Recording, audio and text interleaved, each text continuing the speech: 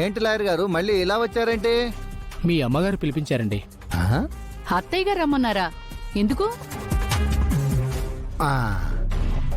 నమస్తే పార్వతమ్మ గారు. నమస్తే, కూర్చోండి.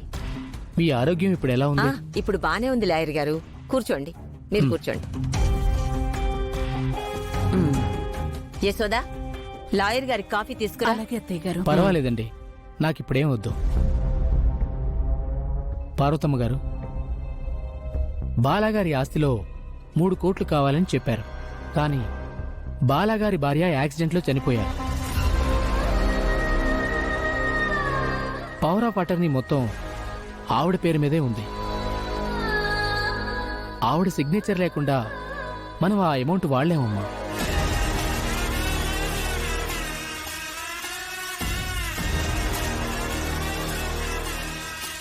వీళ్ళు అలాగే రాయించారు.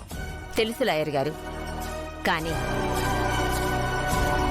నేను రామాలయం కట్టించాలని నిర్ణయించుకున్నాను. దానికి 3 కోట్ల వరకు ఖర్చు అవుతుందని చెప్పారు.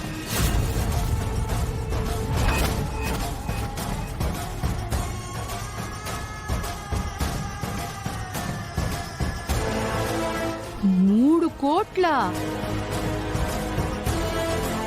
ఏంటమ్మా ఇప్పుడు గుడెందుకు కట్టించాలనుకున్నావు? ఊళ్ళో గుళ్ళేమి లేవా? లేదురా, నా మనసేం బాగలేదు. దైవ కార్యమన్నా జరిగితే ఈ ఇంట్లో మనశ్శాంతి ఉంటుందని, అలాగే కన్నయ్య ఎక్కడున్నా తిరిగొస్తాడని ఈ కార్యం మొదలుపెట్టాను. ఏంటత్తయ్య ఇది? మొన్ననే దాన ధర్మాలది చేశారు కదా, మళ్ళీ ఇన్ని కోట్లు ఖర్చు పెట్టి చెయ్యాలా? దైవకార్యం కన్నా ఎక్కువే ఉంది. అత్తయ్య, మీరనుకున్నట్టే చేయండి.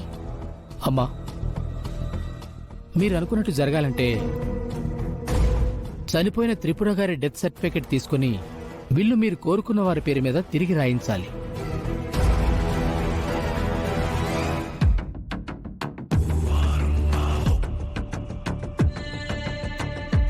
అలాగే కంపెనీలో ఆవిడ పేరు మీద ఉన్న షేర్స్ కూడా మార్చాలి. అలాగే లాయర్ గారు, అలాగే చేసేద్దాం. ఎలాగూ ఎండి బాధ్యతని ఫణి తీసుకుంటాడు. మా అత్తయ్య గారి ఫణికి ఆ బాధ్యతలు అప్పచెప్పారు.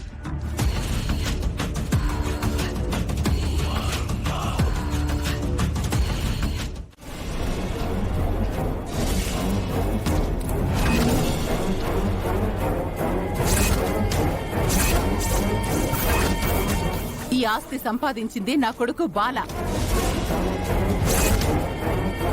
బాల ఉండగా పవర్ ఆఫ్ అటర్నీ ఎవరికి ఇవ్వాల్సిన అవసరం లేదు. బాల ఉన్నాడు. ఈ ఇంటి వారసురాలు బాల కూతురుంది. అది గుర్తుపెట్టుకుని మాట్లాడు. ఏంటొదినా అంత కోపడుతున్నావు? ఈ ఆస్తి వాడు సంపాదించిందే. వాడే బిజినెస్ చేసి ఇంత స్థాయికి తీసుకొచ్చాడు. కాని వాడిప్పుడు లేడు కదా, వాడి భార్య చనిపోయింది. ఇదంతా కాపాడాలి అంటే నా కొడుకు ఒక్కడే సమర్థుడో.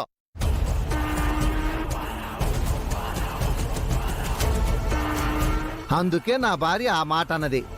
బాబాయ్, అన్నయ్య ఆస్తి ముట్టుకునే హక్కు ఈ ఇంట్లో ఎవరికీ లేదు, నాతో సహా. అవునరా, మాకెవరికీ లేదు. ఇన్ని సంవత్సరాల నుంచి కంపెనీలో ఉన్న ఫండ్స్ తోనే ఆ ప్రాజెక్ట్స్ ని ముందుకు తీసుకెళ్తున్నాను.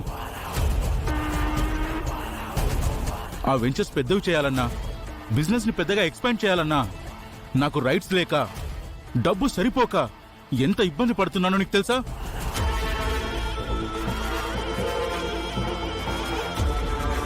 పవర్ ఆఫ్ అటర్నీ నా పేరు మీద ఉంటే నేనేమైనా పారిపోతానా?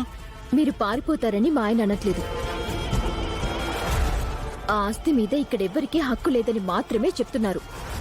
అవును, హక్కులన్నీ మీకే ఉంటాయి.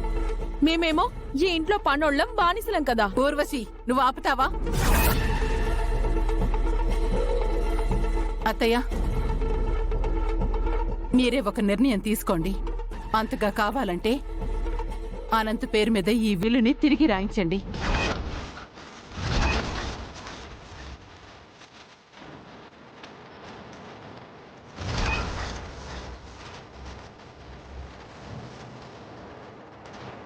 రాసేయమ్మా, అన్ని మీరే రాసేసుకోండి. ఇక మేమెందుకు ఈ ఇంట్లో ఉండటం? అరే పని, ఎండి పదవి కూడా వాడికే ఇచ్చేసాయి. హ్మ్. అసలు మనల్ని ఈ ఇంట్లో మనుషులుగా ఎవరు చూడటలేరు కదా.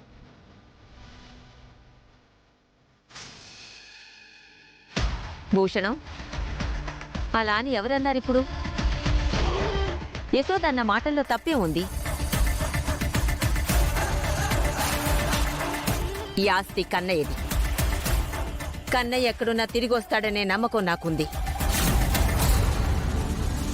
ఆస్తి పంచడానికి